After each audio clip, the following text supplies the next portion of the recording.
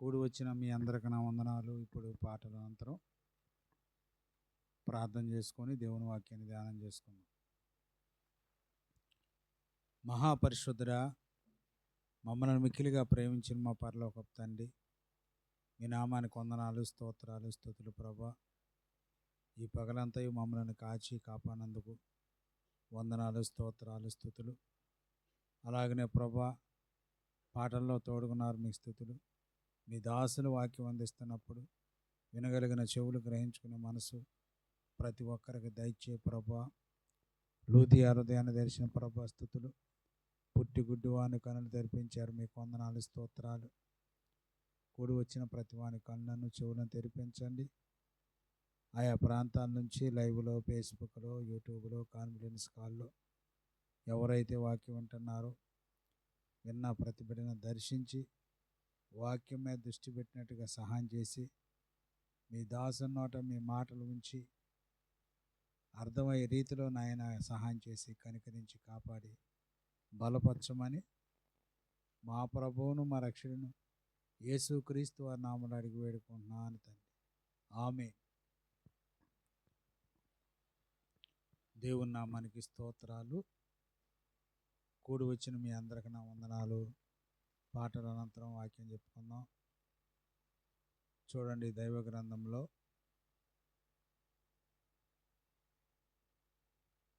అపోస్తలుడైన పౌలు గారు కొరింథీయులకు రాసిన 2వ పత్రిక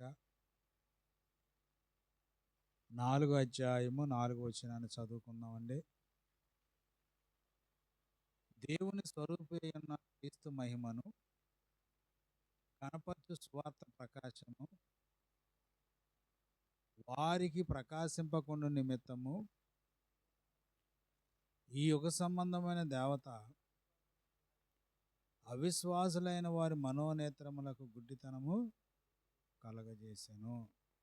చాలండి. చూడండి,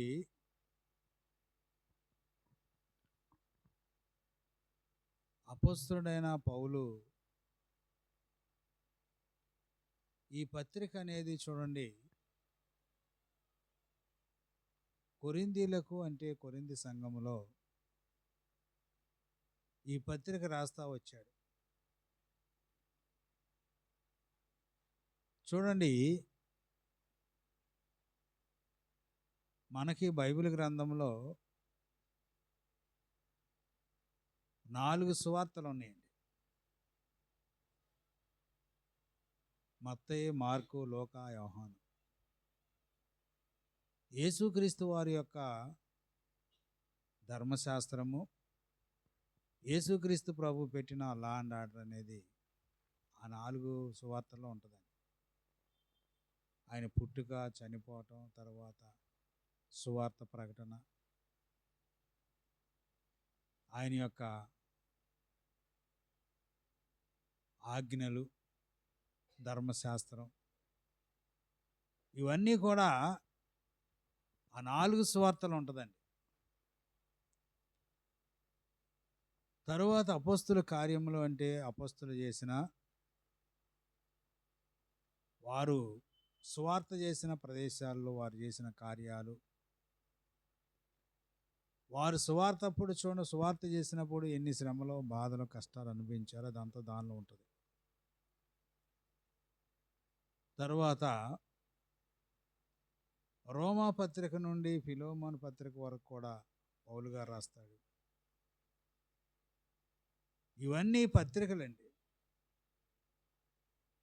అంటే సేవకుడు వెళ్ళలేనప్పుడు, దూరంగా ఉన్నప్పుడు ఒక లెటర్, పత్రిక అంటారు, ఉత్తరం. సంఘానికి ఈ విధంగా ఉండాలి అని చెప్పి రాసిన పత్రికలు.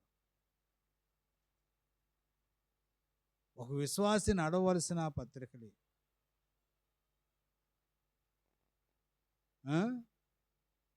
అయితే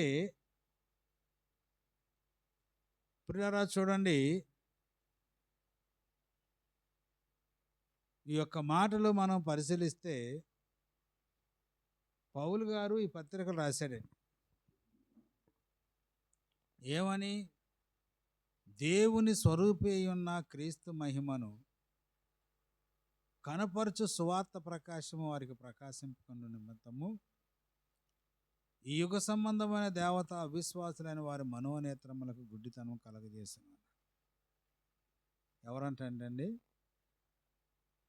దేవుని స్వరూపి అయి ఉన్న క్రీస్తు మహిమను. చూడండి, క్రీస్తు ఎవరండి? దేవుని స్వరూపం అంటాడు.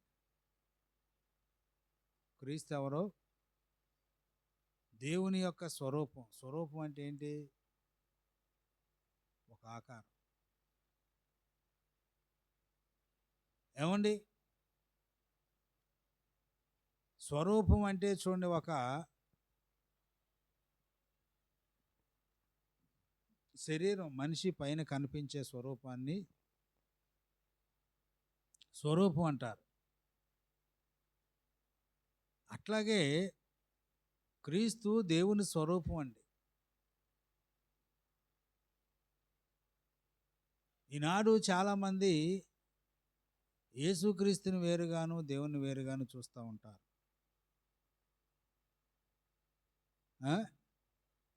క్రీస్తు దేవుని స్వరూపము. మనం దేవుని చూస్తున్నావురా అంటే చూడండి, క్రీస్తుని చూస్తే దేవుని చూసినట్టు. అంటే దేవుని స్వరూపం క్రీస్తు.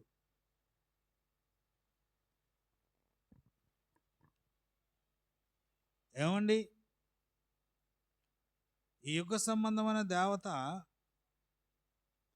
క్రీస్తు మహిమను చూడండి కనుపరచు సువార్త ప్రకాశము వారికి ప్రకాశింపకుండా నిమిత్తము యుగ సంబంధమైన దేవత, ఈ యుగ సంబంధమైన దేవత అవిశ్వాసులైన వారి మనోనేత్రములకు గురుడితనం కలగజేసింది. ఏమండి? కొంతమంది ప్రార్థనకు వచ్చేవారిలో, లేకపోతే మారుమనస్సు పొందామని చెప్పుకునే వారిలో, యేసుక్రీస్తు ప్రభువుని వెంబడించే వారిలో పూర్తిగా చూడండి ప్రభువుని ఆనుకొని పూర్తిగా ప్రభువుని వెంబడించరండి. పూర్తిగా ప్రభువుని ఒకవేళ ప్రార్థనకు వచ్చినప్పటికీ, భక్తిలో ఉన్నట్టుగా నటించినప్పటికీ, మారుమనస్సు పొందామని చెప్పుకుంటున్నప్పటికీ చూడండి కొంతమంది అవిశ్వాసులు ఉన్నారు. అటువంటి అవిశ్వాసులైన వారి మనోనేత్రాలకు చూడండి ఏం చేద్దంటే సాతానుడు యుగ సంబంధ దేవత గుడ్డితనం కలగజేస్తుంది. అందుకని అతను క్రీస్తు యొక్క మహిమను అతను కనపరిచినప్పటికీ అతనికి అర్థం కాదు, భక్తి అర్థం కాదు. క్రీస్తు మహిమ అతనికి అర్థం కాదు. అందుకని చూడండి యుగ సంబంధ దేవత అటువంటి వారికి ఎంతకాలం భక్తిలో నడిచినప్పటికీ చూడండి ఏం చేద్దంటే వారికి గుడ్డితనం కలగజేస్తుంది. ఇక భక్తి తేటగా కనిపించదండి. దేవుడు తేటగా కనిపించరు. గుడ్డితనం వచ్చేసింది. దేవుని మహిమను చూడలేడు, దేవుని యొక్క ప్రత్యక్షతలు చూడలేడు. ఏదో నామకార్థంగా నడుచుకుంటూ తర్వాత కొన్నాళ్ళకి అతను పడిపోవటానికి అవకాశాలు ఉన్నాయి. అవిశ్వాసి అయిన వాడికి దేవుని యొక్క ప్రకాశం అతను కనిపించదో, పడిపోతూ ఉంటాడు. భక్తిలో నిలబడలేడు, ప్రార్థనలో నిలబడలేడు, వాక్యంలో నిలబడలేడు. కొన్నాళ్ళకి చూడండి తొలగిపోతూ ఉంటాడు. ఆ తొలగిపోయిన వాడు చూడండి దేవుని మీద రివర్స్ అయిపోతాడు. ఏమవుతాడు? దేవుని మీద, భక్తుల మీద చూడండి వాడికి దెయ్యం బట్టి ఏం చేస్తాడంటే రివర్స్ అయిపోతాడు. చూడండి, నువ్వు భక్తిలో డీప్గా లోతుగా లేకపోతే ఈ యుగ సంబంధమైన దేవత నిన్ను దేవుని యొక్క ప్రత్యక్షతను చూడనివ్వు. దేవుని యొక్క ప్రత్యక్షత నీకు కనపడకుండా ఏం చేద్ది? నీ మనోనేత్రాలకి గుడ్డితనం కలగజేసి ఇక నీ దేవుని ప్రత్యక్ష కనపడకోకుండానే ఉంటుంది. ఏమండి, మనం దైవ గ్రంథంలో చూడండి, ఒక వ్యక్తి ఉన్నాడు. ఎవరండి? ఈ యొక్క ఎలీషా ప్రవక్త దగ్గర ఒక వ్యక్తి ఉన్నాడండి. ఎవరో? గేహాజీ తర్వాత వచ్చిన వాడు ఒక పరిచారకుడు ఉన్నాడు. రాజుల 2వ గ్రంథంలో 6వ అధ్యాయము 18 చదివితే అక్కడ ఒక సంభాషణ సిచ్యువేషన్ జరిగిద్ది. ఆ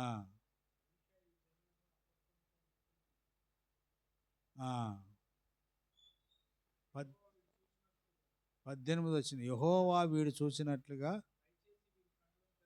దయచేసి వీని కళ్ళను తెరవమని ఎలీషా ప్రార్థింపగా యెహోవా పనివాని కళ్ళను తెరవజేసిన గనుక వాడు ఎలీషా చుట్టూను పర్వతములు అగ్ని రథములు, ఆ పర్వతము అగ్ని రథముల చేత గుర్రముల చేత నిండినట చూచాను. చాలండి. 6:17 ఉంటుంది ఆ మాట. ఏమన్నాడు ఇక్కడ? ఈ జరిగిన సంభాషణ ఏంటి అంటే, సిరియా రాజు ఒక రోజున తన అనుచరులతో తన సైన్యంతో మన అంతఃపురంలో జరుగుతున్న సంగతులు ఇశ్రాయేల్ రాజునకు ఎవరో ఇన్ఫార్మల్గా ఉండి మన దగ్గర ఉన్న వార్తలన్నీ కూడా తీసుకెళ్ళి ఇశ్రాయేల్ రాజుకు అందిస్తున్నాడు. అతడు ఎవరో నాకు తెలిపండి, తెలియరాదే అన్నాడు. అప్పుడు ఏమన్నాడండి? వాళ్ళల్లో ఒక అనుచరుడు అన్నాడు, అయ్యా నా ఏలినవాడా, మన దగ్గర నుంచి ఎవరో ఎలీషా ఆ యొక్క ఇశ్రాయేలు రాజునకు వర్తమానం పంపట్లేదు, కానీ ఆ దేశంలో ఒక ప్రవక్త ఉన్నాడు. ఆయన మన అంతఃపురంలో జరిగే సంగతులన్నీ కూడా ఇశ్రాయేలు రాజునకు తెలియజేస్తున్నాడు. అతడు అక్కడుండే దేవుని శక్తి ద్వారా ఇవన్నీ చూస్తున్నాడు. అందుకని మనం ఎన్నిసార్లు ఇశ్రాయేల్ మీద యుద్ధానికి వెళ్ళి ప్లాన్ చేసినప్పటికీ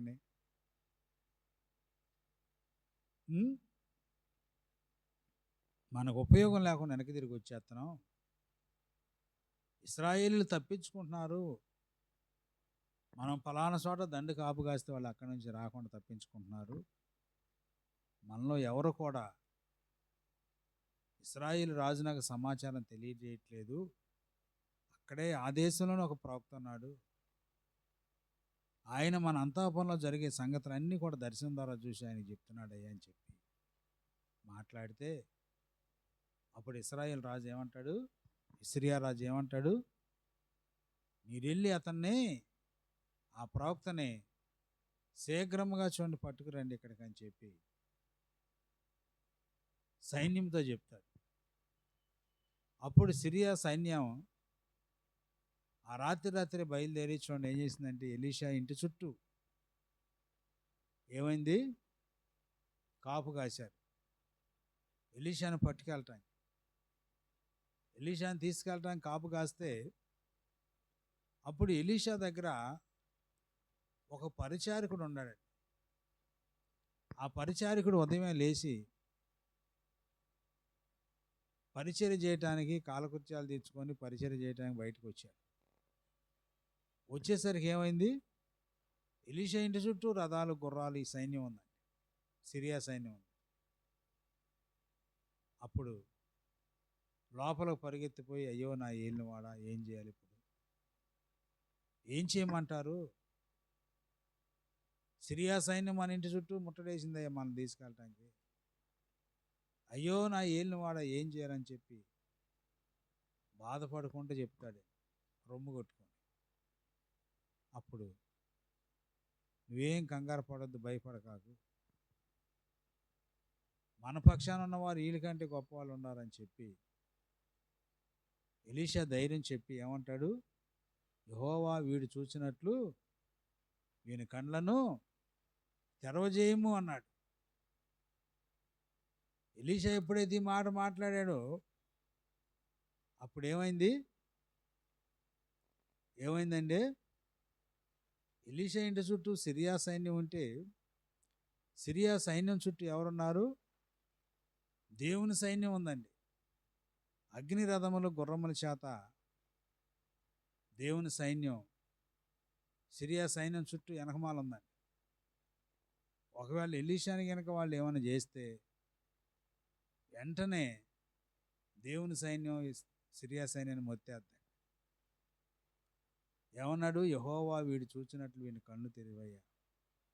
వీడు అవిశ్వాసి, గుడ్డితనంలో ఉన్నాడు, వీడి కళ్ళు తెరవబడలేదు. చూసారా? అవిశ్వాసులైన వారి మనోనేత్రాలకు సాతాను ఏం కలగజేద్ది? గుడ్డితనం కలగజేద్దండి. గుడ్డితనం కలగజేద్ది. అందుకనే వారికి దేవుని ప్రత్యక్షతలు కనపడవండి. అందుకని దేవుని యొక్క గొప్పతనం, గుణలక్షణాలు అవి కనపడవు. వీడు కళ్ళు మూసుకొని ఉన్నాడు, వీడి మనోనేత్రాలు వెలిగించబడలేదు.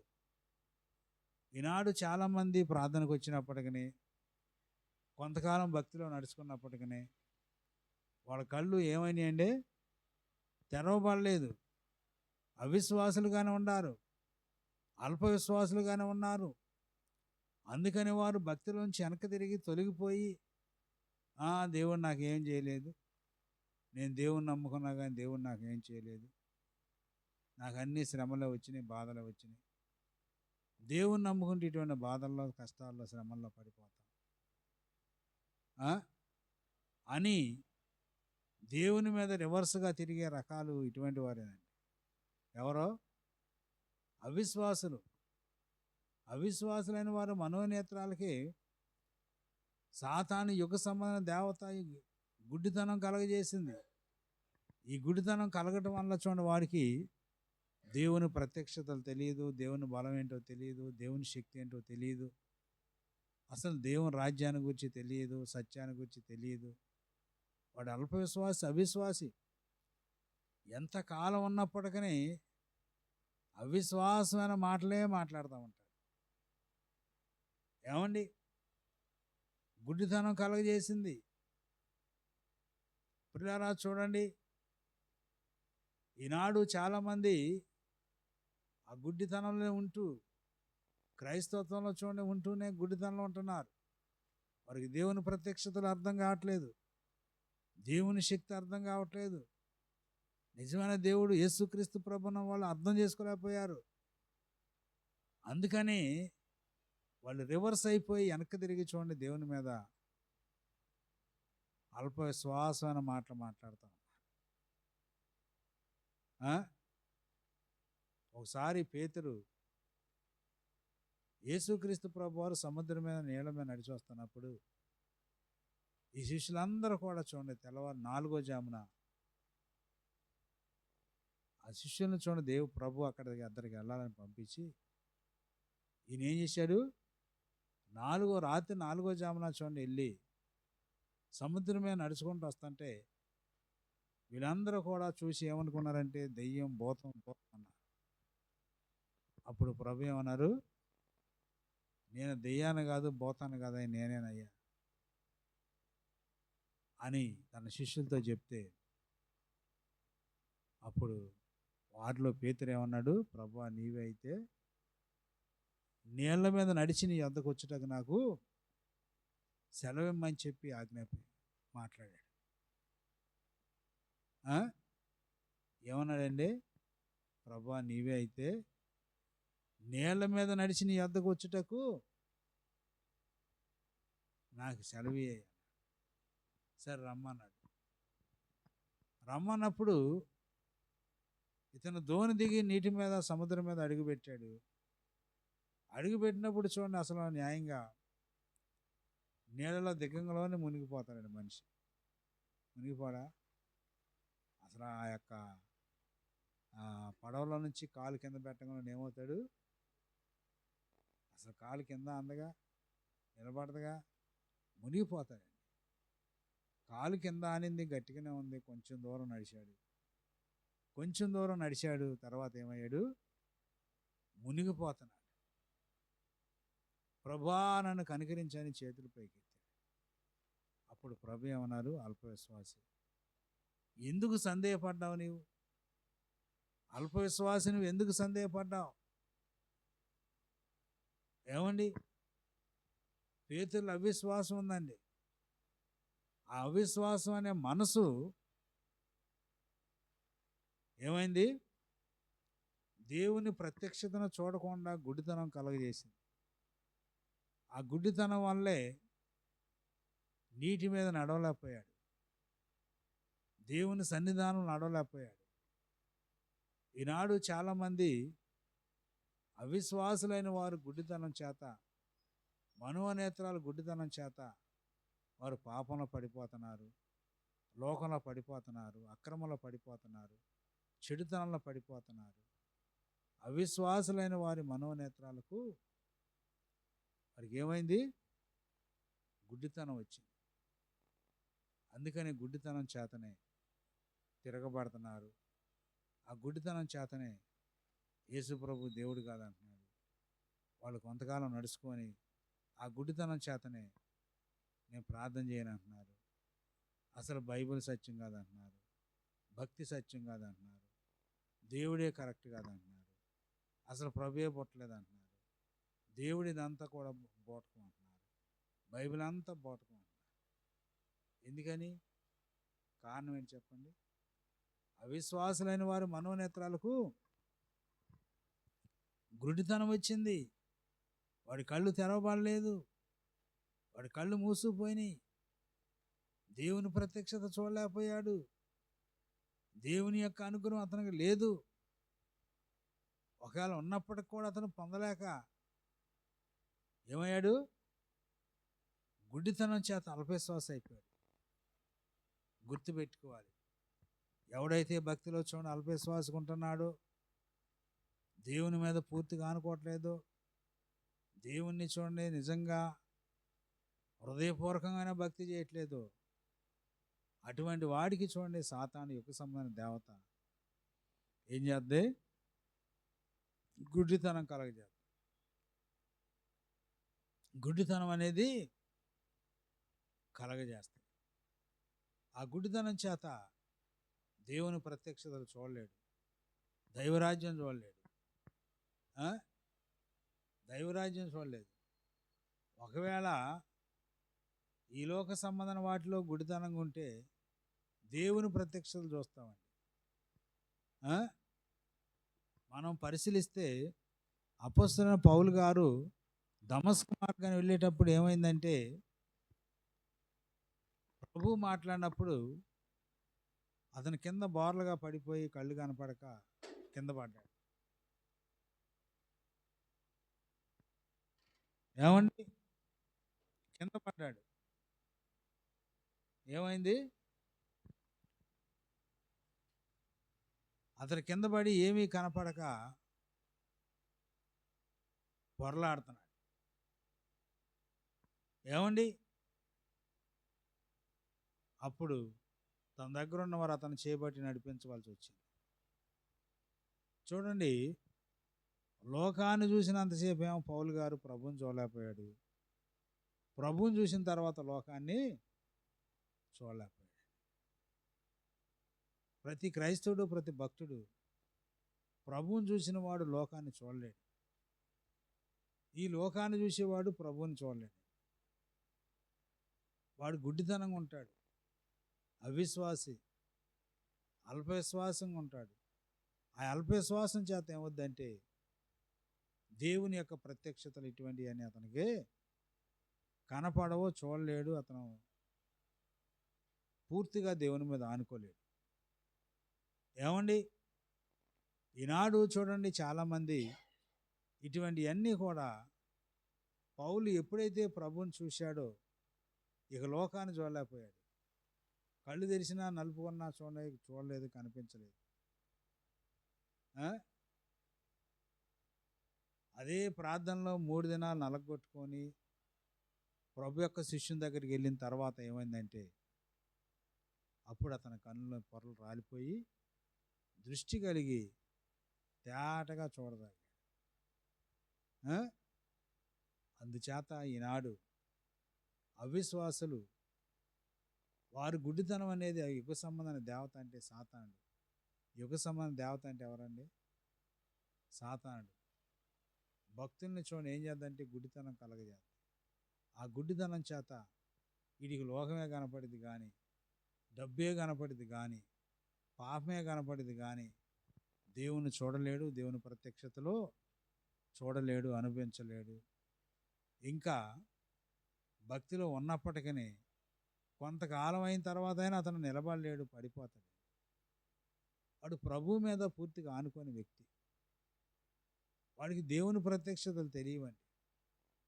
చాలామంది ప్రార్థనకు వచ్చినప్పటికీ, అనేక మంది భక్తులు నడుచుకుంటున్నప్పటికీ, ప్రార్థనకు వచ్చినప్పటికీ పూర్తిగా దేవుని ప్రత్యక్షతలు వాళ్ళు చూడలేరు. తప్పు చేస్తూనే ఉంటారు, పాపంలో ఉంటూనే ఉంటారు. ఇంకా దేవుని మీద అల్పవిశ్వాసం చేత దేవుని యొక్క ప్రత్యక్షతలు వారికి కనపడవండి. ఏదైనా చేయాలన్నా, దేవుని మీద ఆనుకోవాలన్నా, దేవుని కొరకు ఏదన్నా మీటింగ్స్ ఇటువంటి ఏదైనా కార్యాలు చేయాలన్నా భయపడుతూ ఉంటాడు, ఇదైపోతాడు. అందుచేత చాలా జాగ్రత్తగా భక్తిలో, దేవునిలో, యథార్థలో నిలబడి యుగ సంబంధమైన దేవత అవిశ్వాసులని వారి మనోనేత్రాలకి గుడ్డితనం వచ్చేది. నీకు రాను ఏమొస్తుంది? గుడ్డితనం. దేవుని మీద ఆనుకోపోతే, అల్పవిశ్వాసంగా ఉంటే, ప్రార్థన అంటే అల్పవిశ్వాసంగా ఉంటే, వాక్యం అంటే అల్పవిశ్వాసంగా ఉంటే, దేవుని రాజ్యం అంటే అల్పవిశ్వాసంగా ఉంటే నీకు ఆటోమేటిక్గా సాతానుడు గుడ్డితనం అనేది కలగజేస్తాడు. ఆ గుడ్డితనం చేత నువ్వు భక్తిలో నిలబడలేవు, దేవుని వాక్యాన్ని నిలబడలేవు, అనుసరించలేవు. ఇంకా అనేక కార్యాల్లో ఏ పని చేయాలన్నప్పటికీ చూడండి గుడ్డితనం అనేది వస్తుంది. అందుకని యుగ సంబంధమైన దేవత ఈ సాతానుడు అవిశ్వాసంగా దేవుణ్ణి వెంబడించేవాడిని ఎన్ని సంవత్సరాలు అయినప్పటికీ అవిశ్వాసం అతనిలో పోదు. అందుకని అతను రివర్స్ అయిపోతాడు, లోకంలోకి వెళ్ళిపోతాడు, దేవుని మీద తిరుగుబాటు చేస్తాడు.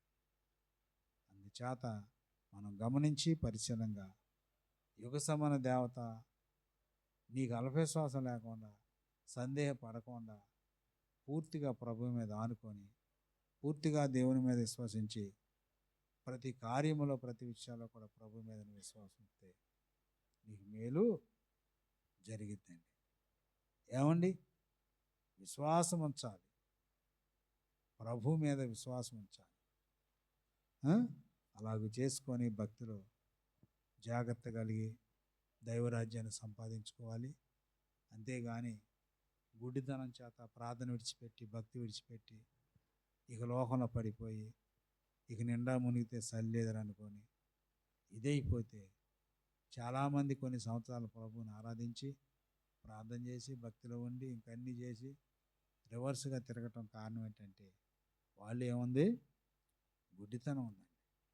మనోనేత్రాలు వెలిగించబడలేదు. నువ్వు మనోనేత్రాలు వెలిగించబడితే పైకి చూడలేకపోయినా దేవుని యొక్క ప్రత్యక్షతలు చూస్తామండి. యెరోబాము భార్య అహియా ప్రవక్త దగ్గరికి తన కుమారుడు కాయిలా పడితే బలహీనత వస్తే యెరోబాము లేచి కొంత కానుక తీసుకొని నన్ను రాజుగా చేసిన ఆ సేవకుని దగ్గర, ఆ ప్రవక్త దగ్గరికి వెళ్ళి మన కుమారుడు బ్రతుకుతాడా, బాగుంటాడా లేదని అడిగిరమ్మని చెప్పి కొన్ని బహుమానాలు ఇచ్చి యెరోబాము భార్యని అత్తర పూసుకొని, చక్కగా రంగు పూసుకొని, ముఖానికి రంగు పూసుకొని ఏం చేసింది? వేషం వేసుకొని అహియా ప్రవక్త దగ్గరికి వచ్చింది. అహియా ప్రవక్త ఆ యెరోబాము భార్య దగ్గరికి రాకోకుండా దగ్గర దూరంగా ఉన్నప్పుడే ఆమె రాకృతమే దేవుడు అహియా ప్రవక్త మాట్లాడి, యెరోబాము భార్య వేషం వేసుకొని నీ దగ్గరకు వస్తుంది, ఆమె వేరొకటి వచ్చినట్టుగా నీ దగ్గరకు వస్తుంది, ఆమె వచ్చిన తర్వాత ఇటువంటి కఠినమైన మాటలు నీవు ఆమెకు తెలియజెప్పు, తన బిడ్డ కాయలా పడ్డాడు, నీ దగ్గర విచారణ చేయటానికి వస్తున్నాడు, ఇలా జరిగిద్దని ఖండితంగా అతనితో చెప్పమని చెప్పి అహియా ప్రవక్తతో దేవుడు మాట్లాడతాడు. యెరోబాము భార్య లోపల రాక్రితమే కాలు చప్పటి ఆ కాలు గజ్జల మోత విని, యెరోబాము భార్య లోపలికి రా, నువ్వు మరి ఒకటి వచ్చినట్టుగా వేషం వేసుకుని నా దగ్గరకు వస్తున్నావు. ఇదిగో నిశ్చయముగా నువ్వు పట్టణంలో అడుగు పెట్టంగానే నీ కొడుకు చచ్చిపోతాడు, నీకు కఠినమైన మాటలు చెప్పమని దేవుడు చెప్పాడు నాకు అని యెరోబాము భార్యతో యెహోయా ప్రవక్త మాట్లాడతాడు. మాట్లాడి నిజంగానే చూడండి, ఆమె పట్టణంలో అడుగు పెట్టంగానే యెరోబాము కుమారుడు చనిపోతాడు. ప్రియులారా, ఎందుకు ఈ విధంగా అంటే అహియా ప్రవక్త పైకి చూడలేకపోయినా ఆయన మనోనేత్రాలకు తేటగా కనబడుతుంది, తేటగా చూస్తున్నాడు. మొదటి రాజుల గ్రంథం 14 అధ్యాయం ఆ చరిత్ర ఉంటుంది, చూసుకోండి. ఇప్పుడు నేను చెప్పిన మాటలన్నీ అక్కడ 14 అధ్యాయం ఉంటాయి. ఏమండి, నువ్వు దేవుని యొక్క ప్రత్యక్షం చూడలేనప్పుడు నువ్వు గుడ్డివాడివే, నీ మనోనేత్రాలు గుడితనం వచ్చింది. దేవుని దర్శనం కానీ, దేవుని యొక్క ప్రత్యక్షతలు కానీ, దేవుని యొక్క ప్రత్యక్షత నీకు కనబడినప్పుడు నువ్వు గుడ్డివాడివే. నీకు భక్తి అర్థం కాదు, నీకు ప్రార్థన అర్థం కాదు, నీతి అర్థం కాదు, యథార్థ అర్థం కాదు, నువ్వు ఎంతవరకు అల్పవిశ్వాసిగానే ఉంటావండి. ప్రియులారా, చాలా జాగ్రత్తగా పరిశీలన చేసుకొని దేవుని మాటలు గమనించి యుగ సంబంధ దేవత అవిశ్వాసులైన వారి మనోనేత్రాల గుడితనం కలగజేస్తుంది. ఆ గుడితనం వల్ల నువ్వు భక్తి చేయలేవు, ఆ గుడితనం వల్ల దేవుని ప్రత్యక్షతలు కనపడవు, ఆ గుడితనం వల్ల నీకు వాక్యం అర్థం కాదు. నువ్వు ఎన్నిసార్లు బైబిల్ చదివినప్పటికి కూడా నీకు వాక్యము అర్థం కాదండి, అయోమయంగా ఉంటుంది. నీకు దేవుని వాక్యం అర్థం కాదు. 100 సార్లు చదివినా, ఎన్నిసార్లు చదివినా దేవుని వాక్యం అనేది నీకు అర్థం కాదండి. అది అర్థం అవ్వాలంటే నీ మనోనేత్రాలు వెలిగించబడితే బైబిల్ ఉన్న ప్రత్యక్షతలు తేటగా కనపడతాయి. బైబిల్లో ఉన్న ప్రత్యక్షతలు నీకు తేటగా కనపడతాయి. అందుచేత ప్రభునందు దేవుని బిడ్డలారా, గుడ్డితనంలో జీవించకుండా నీ ఆత్మీయ స్థితి వెలిగించబడి దేవుని ప్రత్యక్షతలు చూసి భక్తిలో నిలబడి అంతం వరకు నిలబడి దైవరాజ్యాన్ని సంపాదించుకొని నువ్వు దేవుని రాజ్యానికి వారసులకు ఉండాలని ప్రేమపూర్వకం కోరుకుంటున్నాను. ఈ యుగ సంబంధ దేవత అవిశ్వాసులైన వారి మనోనేత్రాలకు గుడ్డితనము కలగజేస్తుంది. అలాగే చేసుకొని భక్తిలో నిలబడి దైవరాజ్యాన్ని సంపాదించుకోవాలని మిమ్మల్ని అందరిని కూడా ప్రేమపూర్వకం కోరుకుంటూ నేను ఈ వాక్యాన్ని ముగిస్తున్నా. దేవుడి చిన్న వాక్యాన్ని దీవించి ఆశీర్వదించును గాక. ఆమేన్.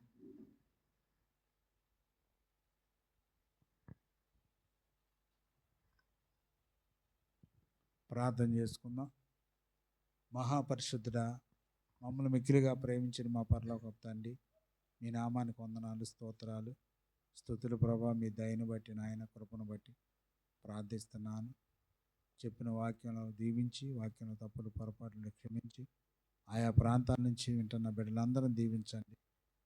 దాసుడు చెప్పిన మాటలు ప్రతి ఒక్కరికి అర్థమైనట్టుగా, దేవుని సన్నిధి నిలబడినట్టుగా, గుడితనం రాకుండా ప్రతి విశ్వాసిని దర్శించి సంబంధ దేవత అవిశ్వాసులైన వారి మనోనేత్రాలకు గుడ్డితనం కలగజేయకుండా చేయమని నిలబెట్టుకొని దాని ఉచ్చులో దానివల్ల పడిపోకుండా ప్రతి ఒక్క నిలబెట్టి మీరు మాకు అప్పగించిన విశ్వాసులందరినీ నిలబెట్టుకుని ఆయన పేరు పేరు వచ్చకుండా పడిపోకుండా సేవకుంటే విశ్వాసులు ఏంటి సంఘస్థులు మా సహోదరులు ఆయా ప్రాంతాల నుంచి వింటున్న ప్రతి బిడ్డను దర్శించి వాక్యం మీద మనసు పెట్టడానికి సహాయం చేయమని అంతవరకు నిలబెట్టుకొని మీ కాపుదల ఉంచమని నాయన. ముఖ్యంగా తెల్లవారుజామున ఇప్పుడు జరగ విజ్ఞాపన ప్రార్థన తోడుగుండి తెల్లవారుజామున స్తుతి ఆరాధనలు తోడుగుండమని, అనేకులు మీ సన్నిధిలో మారుమనసు రక్షణ పొందుటకు జగత్ పునాది వేయబడక మునిపే ప్రేమ చేత మీరు ఏర్పాటు చేసుకున్న వారందరినీ తీసుకురండి. ఈ పరిసర ప్రాంత ప్రజలు అనేక మంది నాయన మీ సన్నిధిలో విని రక్షణ పొందుటకు సహాయం చేయమని, ఘనత మహిమ ప్రభావాలు మీరే పొందమని మా ప్రభువును మా రక్షకుడును యేసుక్రీస్తు వారి నామములో అడిగి వేడుకుంటున్నాను తండ్రి. ఆమేన్.